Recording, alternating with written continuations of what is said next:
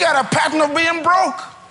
So we even get money, we spend it just to make sure we are broke. Potential is everything you could be, but you haven't become it yet. Potential is all you can do, but you haven't done yet. Everything that happens to you could be used to produce something good. That's amazing. Everything. 90% of the knowledge you need is right in your house in a book you never read. What do you call this massive treasure that's in every cemetery? It's called potential. Write the word down. Potential. Everybody say it. Potential. Say it one more time. Potential. Why is this called potential? Well, potential, I want to define it for you one more time. Potential is untapped power. Potential is unused ability. Are you ready? Potential is dormant strength. Potential is hidden power. Potential is all you could be, but you haven't become yet.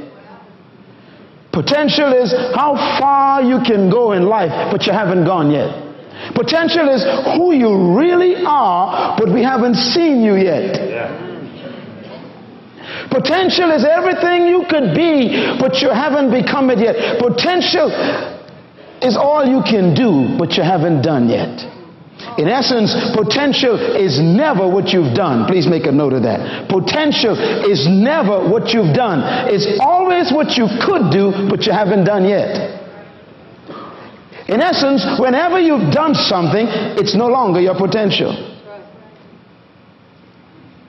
Therefore, potential is everything that is yet unused, that is still within you.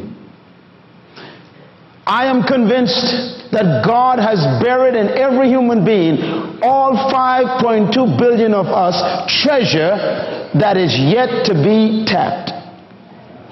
Let's put it this way. If potential is not what you've done, but what you could do, then whatever you've done is no longer your potential. Therefore, you should never be impressed by what you've done, because if you are impressed by what you've done, it'll stop you from doing what you could do. The greatest enemy of progress is your last success. The greatest threat to moving ahead is getting excited about where you are. Whenever you feel like what you've done is the best you could do, you just died. Come on. No matter what you've done, if it didn't kill you, there's more left.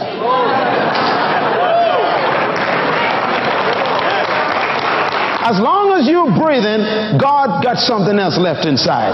Until you are gone, you're still pregnant. Because God sent you here, and no human being came to this planet empty. That's right. I repeat, no human came to this planet empty. You came here loaded, and you came here to make a deposit. And deposit you will make. And if you don't make, you are a generational thief, because you stole from the next generation. My Lord. That's good. The next generation is supposed to benefit from what you came to deliver. And if you settle down on what you've done and not do what you could do, then you rob them of what you came to leave for them to enjoy. And that is why you should never allow what you've done to stop you from doing what you could do. No matter how great what you've done is, don't park. Need motivation? Watch the Top 10 with Believe Nation. Hey, it's Evan Carmichael, and I make these videos because you are probably the most ambitious person in your circle, but you know you're capable of more. And you get that push by surrounding yourself with the best. So today, let's learn from one of the best, Myles Munroe, and my take on his top 10 rules for success. Enjoy. Rule number 2, break bad habits. See, the problem with humanity is we are creatures of habit. We have a habit of going to work. And all of a sudden you ain't got no work, you're still going to work. There are folks who get up, put their clothes on, for God, they got fired. And they drive past the place up and down, just looking at the place. Hey, you are fired, okay? Break the pattern. We got a pattern of being broke. So we even get money, we spend it just to make sure we are broke. It's a pattern. Rule number 3, have principles. My friends, there's some examples of character that you need to write down. Now, why do we call, for example, the alphabet characters? Because A is always A. B is B at 2 a.m. in the morning.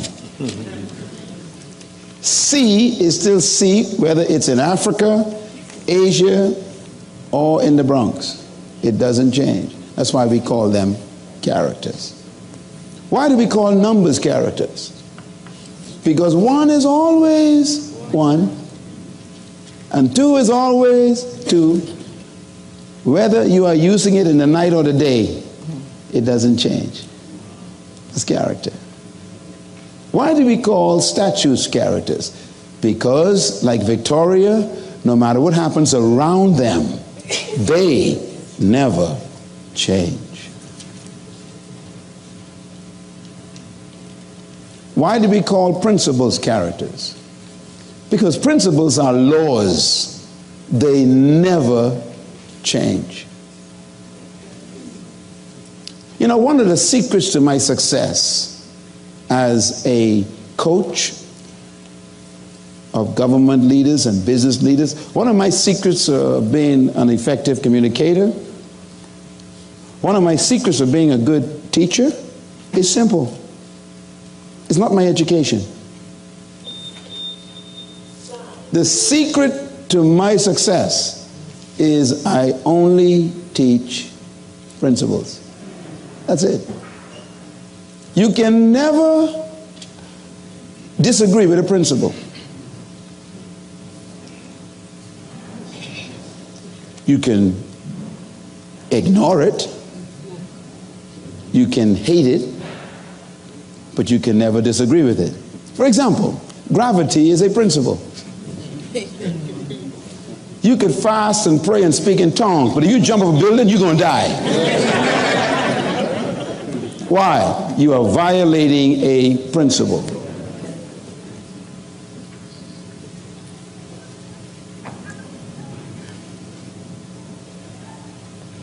Character is that way. That's why a person with character does not live on what's popular. They live on what is principle. And this is why it's very difficult for politicians to have character.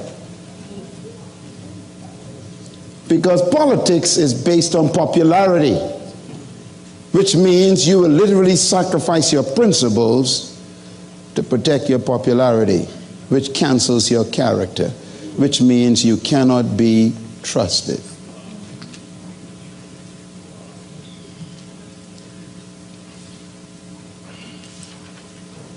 There are preachers who are politicians.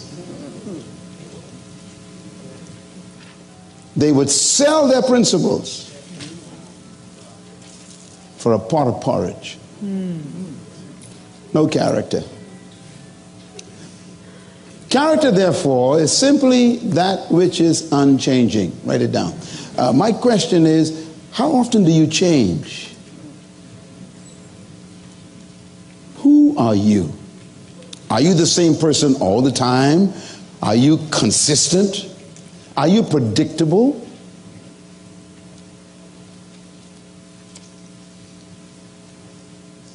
Leaders must have character. Why? Write this down. People will not follow you if they don't trust you.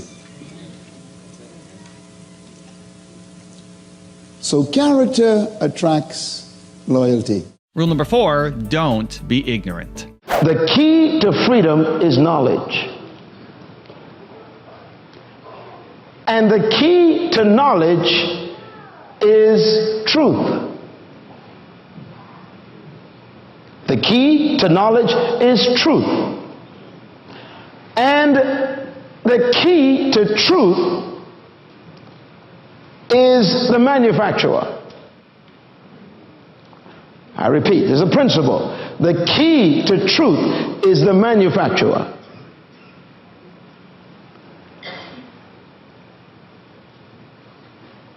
Let's talk. The greatest enemy of man is not sin. The greatest enemy of man is not Satan. The greatest enemy of man is ignorance. Ignorance is the cause of all destruction. As a matter of fact, we blame so many things on this entity that we call devil that we've become irresponsible lately. We eat bad, get sick, and then blame it on the devil. Uh-oh.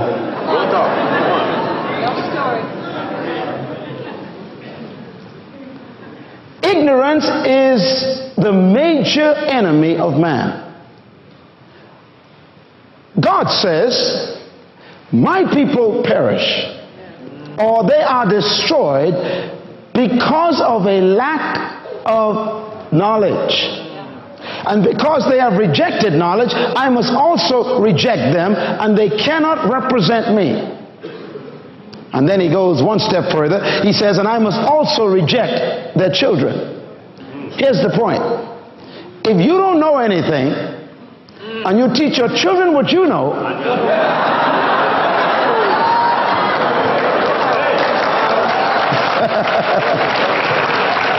then your children is as smart as you. Write this down. All I know is what I've learned. Say it with me. All I know is what I have learned. One more time. All I know is what I've learned. Now you got to let that sink in for a minute.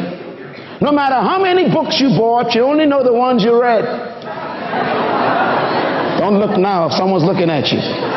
Some of you bought books last year and haven't cracked the pages yet. And you show people your library and try and impress them with what you don't know. Come on now. You bought videotapes and haven't burst the plastic on it yet. You bought cassette tapes and haven't listened to them yet. You see, buying information doesn't give you revelation.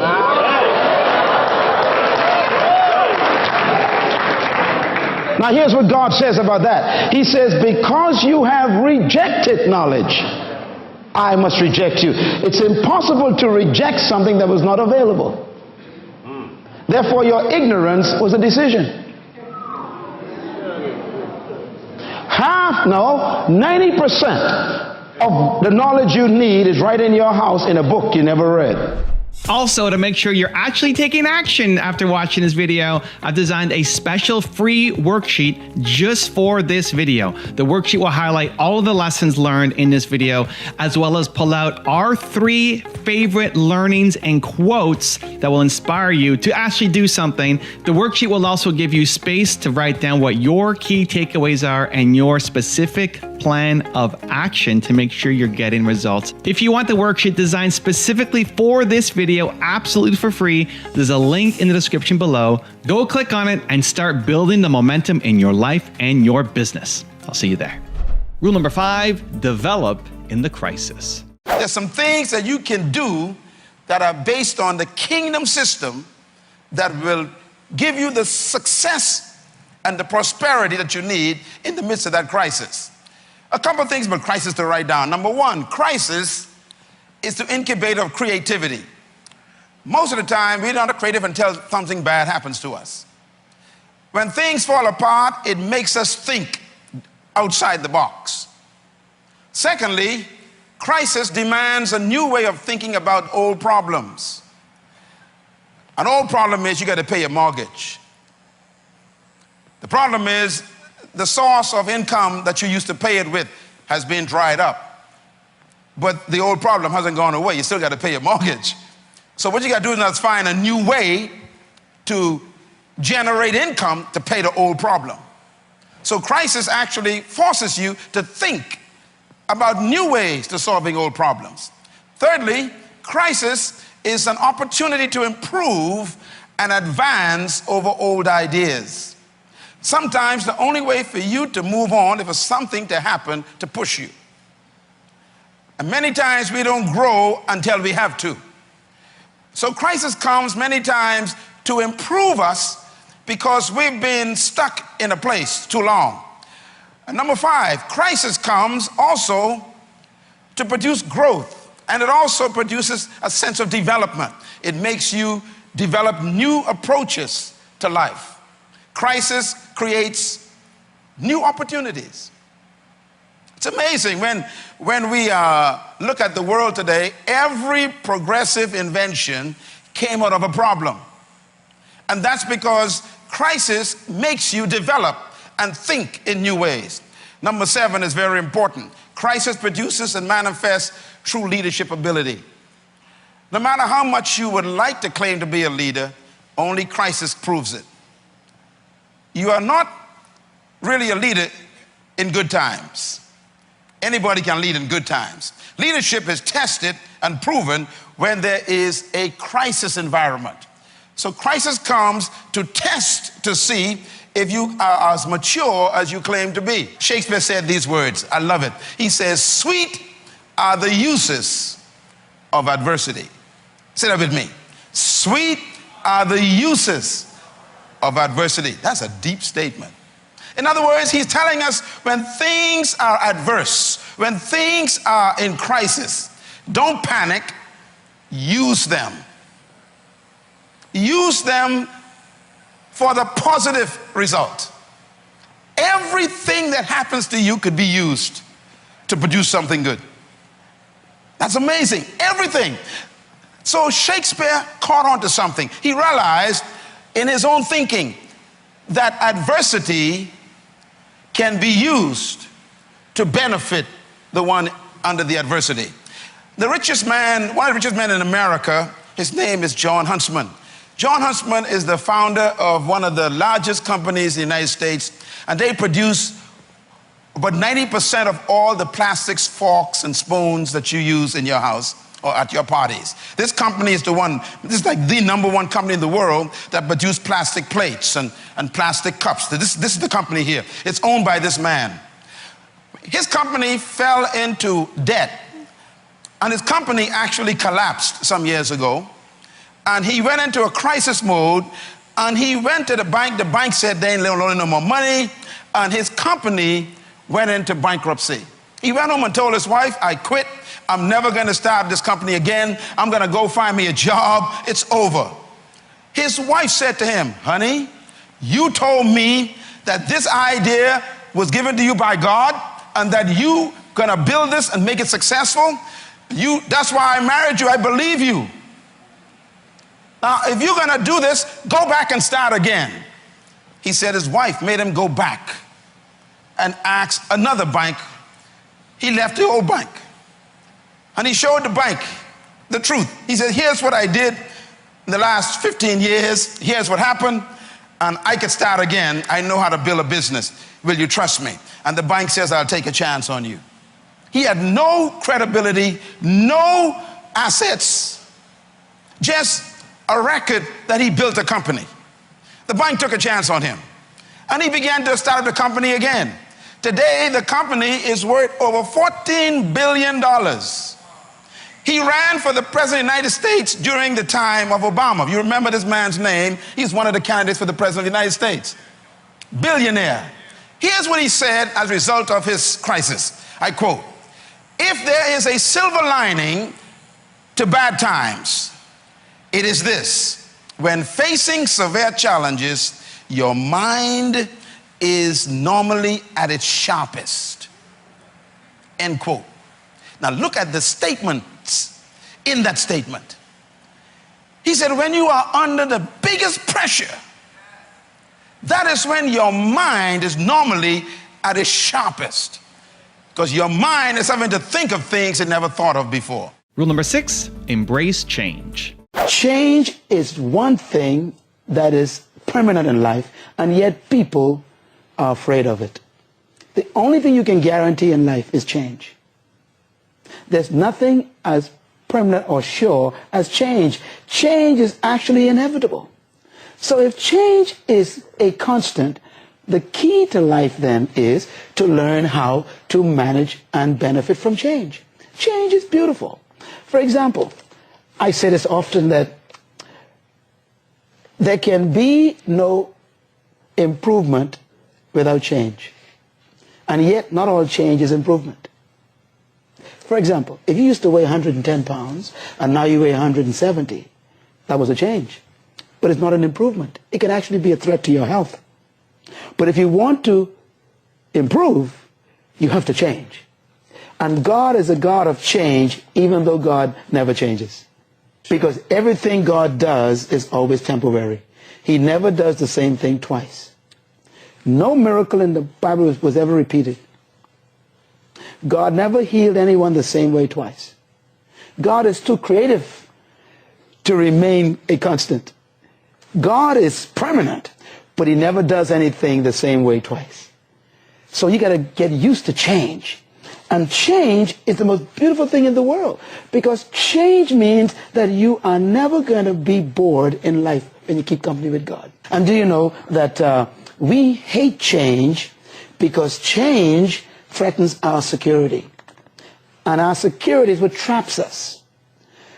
Nothing is more dangerous to self-destruction than comfort. This is why, Ecclesiastes 3 says this. It says, to everything there's a season. Then it says there's a time to be born and a time to die. There's a time to laugh and a time to mourn. We love the laughter part. But we forget that there's going to be a change where sometime we got to cry. We love the part where it says we gather.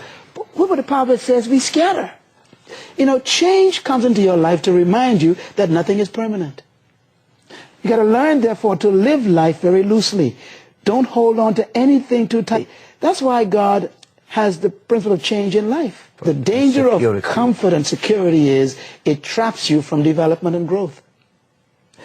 Whenever God wanted to do something great, he always upset comfort. Because the only way for God to take you where you're supposed to be is to get you to leave where you are. And where you are is secure. Change produces two things. It produces insecurity and the unknown. And both of them are very important for growth and development. And we are afraid because we expect things to remain the same. Like I said earlier, the most important approach to dealing with change is to expect it. We expect things to remain the same, and so we set ourselves up for disappointment. The way you benefit from change is you expect it. Rule number 7, know your purpose. The kingdom gives his wealth to his citizens to accomplish his purposes in the colony. This is a very important statement. The kingdom and the king himself, he owns everything, and whatever he gives you is not for you.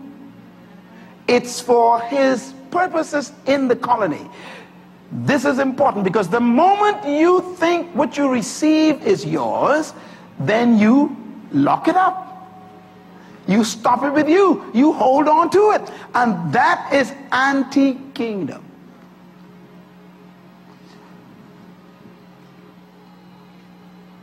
If God cannot get it through you, he won't get it to you.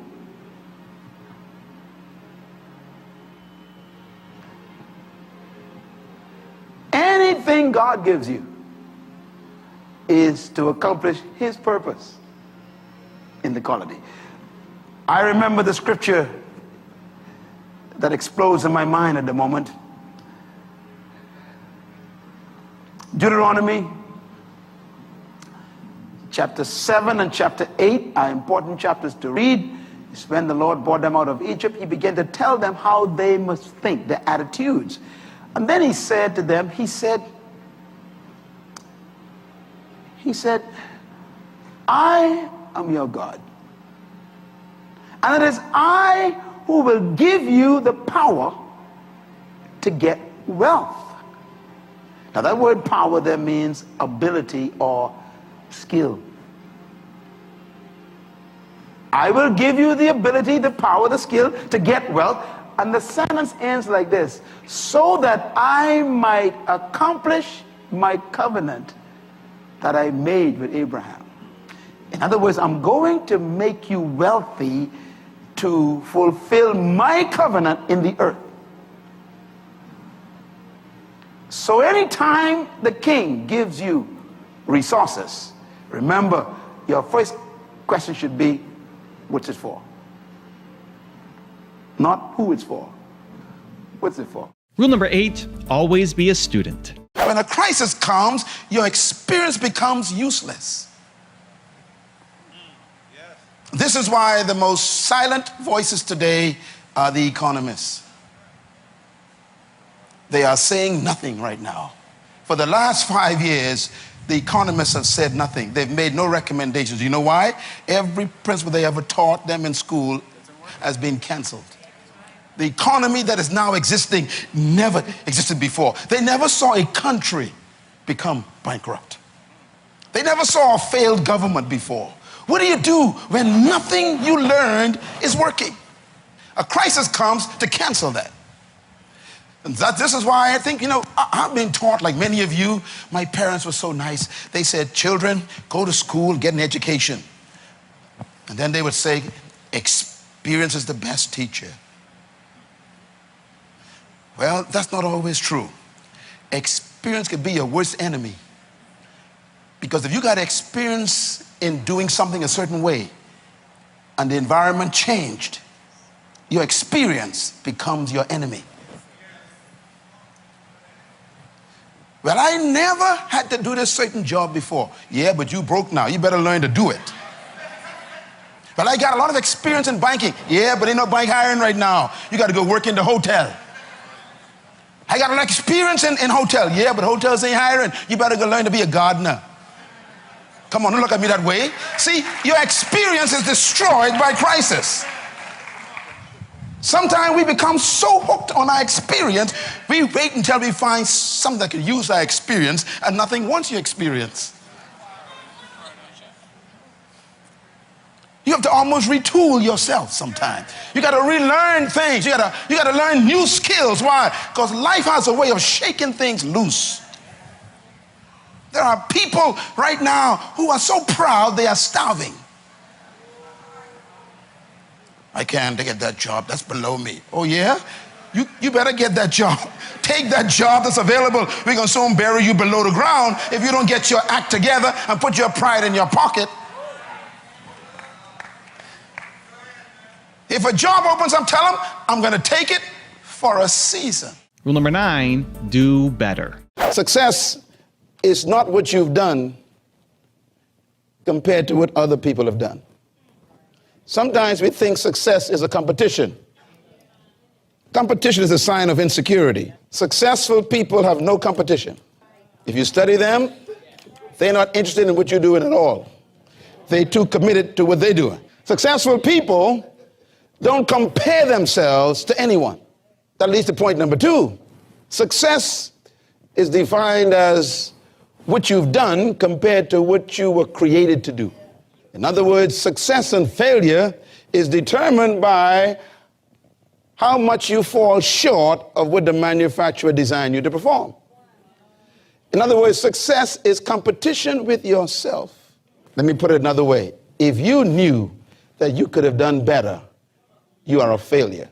Think about it for a second. I remember one day when I came home from school, I was so excited. I got a B in class, and I ran home, told my mama, look at my exam, my test. Little kid, I was excited. I got a B, and I got 75 on the test. And I was so excited. And my mother says, what are you so proud of? She said, I know you, boy. There's an A inside of you. Go back and go study again. Here I am, so excited with a B. She said, no, you an A kid. She was teaching me the lesson. She said, now you came first in the class with 75. You are still a failure. It simply means the other kids didn't try at all. So you can always find someone less than you. That doesn't make you a success. And rule number 10, the last one before some very special bonus clips, is get really productive. Be fruitful. Okay, this is where business begins. The word fruitful in Hebrew means productive. It doesn't mean to have children. I was shocked when I discovered that. The first command God gave man was what? Be productive. In other words, produce something. Say it. Be productive. Stop saying fruitful because you're thinking about babies. Tell your neighbor, be productive. Be productive. No, say it this way. Produce something that I could buy. That's the first command. Now, here's something important to remember. The first command is to be what? Fruitful. The first command should have been be seedful, because fruit is a result of seed. You can't have fruit unless you have a seed that has a tree that bear fruit. God ignores the entire first step. Look at me, man, just get deep now. God said, look, I even ain't gonna talk about seed. Oh, you still ain't got it. Listen, when God demands something from you, it exists. So the demand for fruit is a presumption that there is seed somewhere. The number one reason why there's poverty in North Tulsa is not because of a lack of investors coming in, but a lack of productivity inside. Listen. Here's how you measure a nation's wealth. Listen carefully. A nation's wealth is measured by 3 letters, all nations. Gross national productivity. In other words, if the nation ain't producing, they call it poor in the UN. Money doesn't make you rich. Productivity does. That's why China is one of the biggest threats right now. Even though they may be poor, they are producing. What do most people in the North Tulsa do? Consume. You keep going to the bank to borrow money to buy stuff that isn't productive. I mean, if you're going to buy a vehicle, buy a truck so you can become one who collects garbage to produce a business. Don't buy a car to drive around in. That ain't productive. The command presumes that seed exists in you right now. There's a seed. That's your business. And God says, show me the fruit of it. Produce something. Now, when you produce a product, watch God's strategy now. Let's say, okay, Apple computer. Stephen Jobs quit school because he had an idea. Everybody say idea. That's your seed. Your seed is the idea that won't quit. This guy had an idea. He went to visit a plant to see a computer. And he went and he saw this computer, and the computer was big as half of this room. He looked at it, he says, why can't they reduce that to the size of a desk? And he walked out. And he kept seeing visions of that great massive computer the size of a room on a desk. I wonder what you see that won't leave you alone. Write this down. Every problem is a business. I'm going to say it again. Every problem is a business. One man see bare feet, that's a problem. The other one see a shoe company, that's a business. One man see a hog island, that's a problem. Another man sees a resort, that's a business. Produce your seed. Produce your fruit. The wealthiest spot on this planet is not the diamond mines of South Africa. It's not the oil fields of Iran or Iraq. It's not the uranium mines of the Soviet Union. It's not the oil wells of Iraq. The wealthiest spot on this planet is not the sea food of the oceans, but the wealthiest spot on this planet is right in your neighborhood. It's the cemetery. If I could mine the cemetery like you mine gold, I would be the wealthiest man on the planet. Why is the graveyard so wealthy? Why is there so much treasure in the cemetery? Why? Because buried in the cemetery are dreams that were never fulfilled, books that were never written, ideas that never became reality, visions that were never manifested. There in the graveyard are paintings that were never painted, songs that were never written, books that we'll never read. In the cemetery are great manufacturing plants that were never built. In the cemetery are sermons that were never preached. The cemetery is pregnant with unused success. Buried in the cemetery is treasure that makes God weep. My greatest fear tonight is very simple, and that is I am afraid that most of you in this room and in this auditorium tonight, and perhaps watching this program, you are going to add to the treasure and the wealth of the cemetery. And that makes me very sad. Because buried inside of you are dreams that you still carry, ideas that God planted in your heart that you still haven't done yet, paintings that you've been planning to paint, and books you've been thinking about writing, and paintings you keep procrastinating about. And what I'm so concerned about is we'll never see your painting. We'll never sing your song. We'll never read your book, and we'll never operate in your business, and we'll never experience the invention that you keep procrastinating on. Intellectual development you have, the more spiritual development you have, the more psychological development you have, emotional stability, you become more valuable to the world. And let me say this finally. If you become valuable to the world will pay you to be yourself. That's right. So it's important for you to become a person of value, not to seek value in things. That's right. I get paid for what I know, not for what I do. And I think this is what we need to perceive as being most valuable. Do you know what they actually call intellect? They call it capital. You know, intellectual capital is really a commodity. And so I want to encourage our young people to focus on discovering the purpose for your life, why God created you.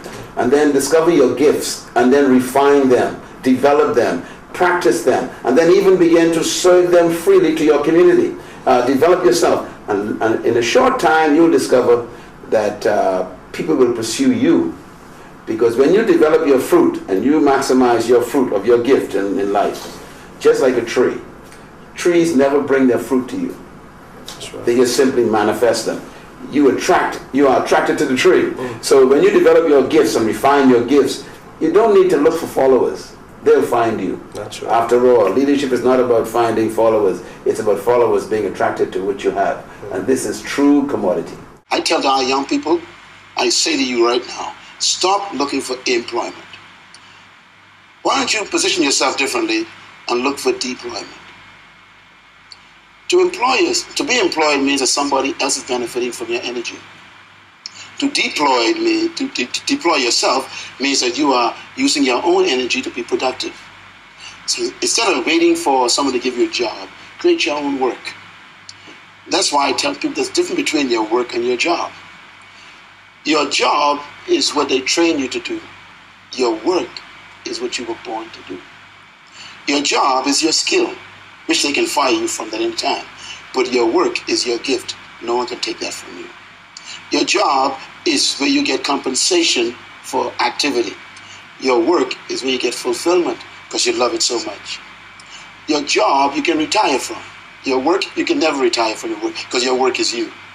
So when a person discovers their work, they no longer need a job because their work makes them productive. So there are young people in this country who are full of talents, full of gifts. And I want to say this too. Every problem in life is a business. All businesses are simply someone solving a problem. So the more problems that are in Kenya, the more businesses available for young people to begin. And this is what I think we are lacking. We are trained to get a job. We're not trained to start a business. We are trained to let other people employ us, not trained to deploy ourselves. In the last 300 years was not designed to produce leaders. It was designed to maintain followers. In other words, the colonialists had no interest in making the oppressed leaders. They wanted to make them slaves. And so there was no need for them to train them, to educate them, to prepare them for power, to manage resources. And so when those colonial powers finally took the chains off and released these nations, they ended up with nations that had a lot of resources but no leadership training. And so much of the leaders that emerged from post-colonial situations were actually leaders who were freedom fighters. They had to have wars for their freedom over the from the imperialist powers. So many of these become military people, or they become jungle fighters. Suddenly you have a guy who fought the military, he's now a prime minister or a president. I mean, this is an amazing transition here. And so how do you come out of the jungle and become a prime minister? That's what most of history is for these third world countries. I had to fight for my freedom, and now I'm the prime minister. And I have no training to run a country, to manage resources, to develop programs, to establish institutions. And here I am in charge of a country. And so you could say that the leadership problem in developing countries is proof that colonialism failed in developing leaders. And I put this at the doorstep of the colonial powers who are still around today. Many of those powers actually blame continents like Africa, England and America and Great Britain and France. They look at Africa and they go, you guys can't lead. Look what you've done. You're corrupt. And my response is no. The question is, did you produce us as leaders? Don't blame us for our lack of experience and development, our lack of capability and skills. You didn't train us. So I think that this period we're living in right now, where most of the leaders who fought for freedom are still alive, many of them are dying, but we got a few of them left. This is a whole era of what I call transition. It's experimentation. And what we need now is to prepare young men and young women who are trained as leaders, no longer just products of circumstances, but who have been intentionally trained to become leaders, to develop the skills and the character and the fortitude and the understanding of passion and vision and sensitivity and compassion for the poor. Power for me to be successful was not in the teachers, it was not in the educational system, it was not in my culture, it was not in my society, it was within me. And I began to think, God, if you are a good God, why am I poor? If you are a great God, why are these people better than me? If you make me in your image, why are they special and I'm a monkey? And that night, no thunder, no lightning, no earthquakes, nothing. I just heard a voice in my mind. And the voice said, I ask you to believe me and you will be saved, not them. And that night, I made a commitment to believe what God said. 13 years old, I said, okay, I believe that I have the power to experience far beyond all I can ever ask, think, or imagine. 13 years old. And that's when my pursuit of God began. When was it that you realized you wanted to become a preacher? I didn't want to become a preacher.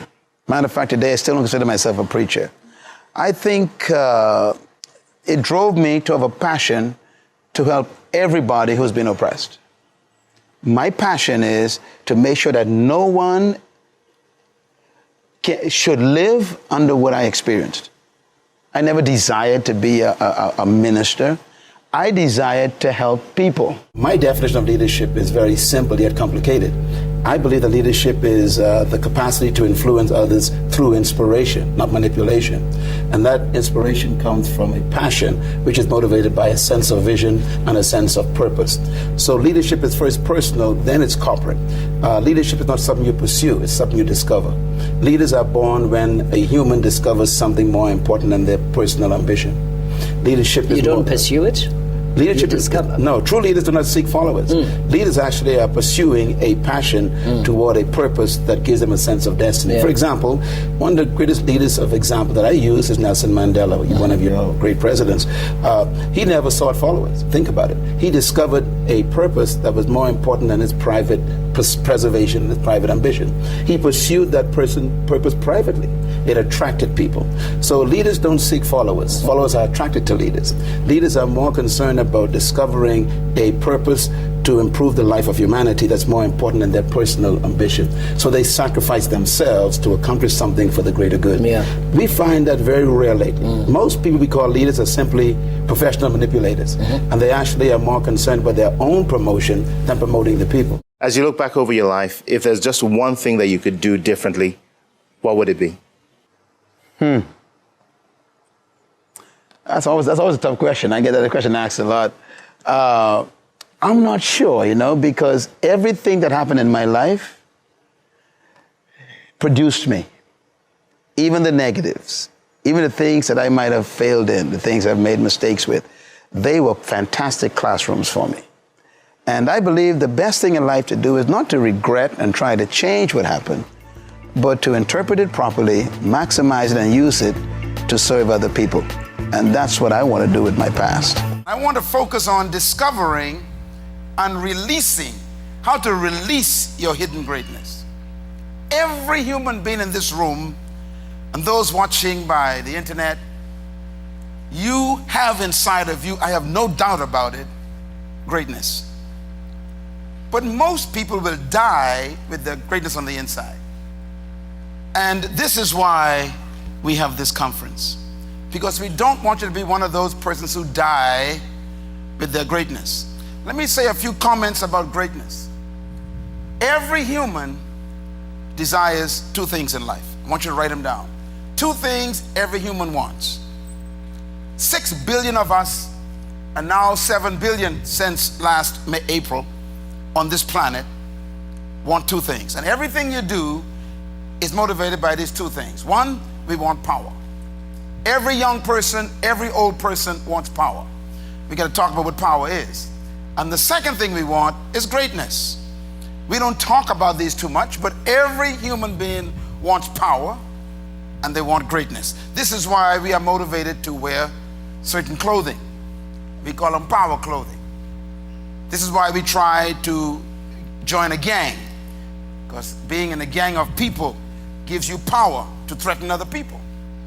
This is why we would actually want to steal money or gain money, because money gives you power to buy things that you want to make you feel important. Everything we do is motivated by these two things, power and greatness. Now, I want to mention something about power. What is power? Power, I want you to quote it with me out loud up on the board so you can remember it when you leave here. What is power? Read it. Power is the ability and the capacity to control circumstances and in the environment. That's power. Power is what? The ability to control circumstances and to control your environment. That's what power is. And everybody wants it. The politician wants it. The banker wants it. The parent wants it. The young person wants it. Everybody wants power to control circumstances. What is greatness? Write this down. Greatness, out loud please, is a sense of value, importance, and significance. That's greatness. Greatness is when you feel that you are important to the world. You feel great when you feel that you are valuable to society. Greatness is when you feel that you are significant to your generation. In other words, the desire for all of us to be great and to control our environment is natural. You, as a 16-year-old, your desire to become the head of the class is a desire for greatness. You, as an 18-year-old, your desire to go to college and get a degree so you can get a better job, so you can make more money, so you can buy things you want, is a desire for control, a desire for greatness. And this is why people get in trouble. They're pursuing power and greatness. Now let me repeat again. The pursuit of power and greatness is natural. As a matter of fact, if you don't want to be great, something's wrong with you.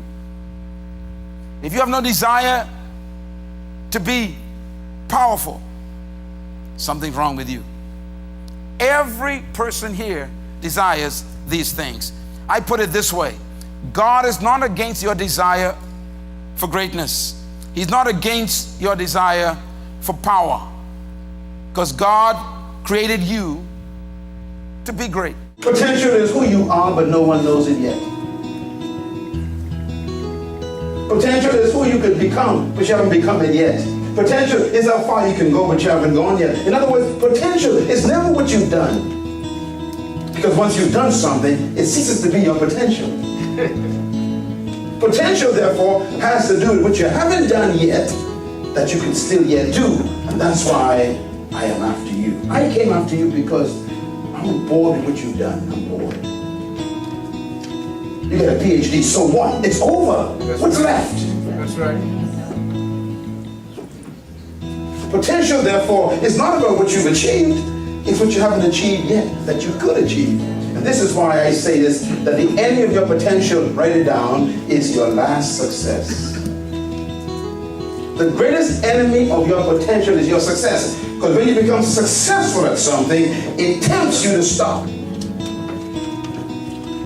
This is why I am always nervous about people's accolades concerning me. I don't trust too many awards people give me. I have so many degrees bestowed upon people, and I hide them away because I don't even want to see them. They may stop me from moving. Nothing is more dangerous than counting on your success. And so you possess the potential, and it's hidden. If you want another awesome video in our Black Excellence series, check out the video right there next to me. I think you'll enjoy it. Continue to believe, and I'll see you there.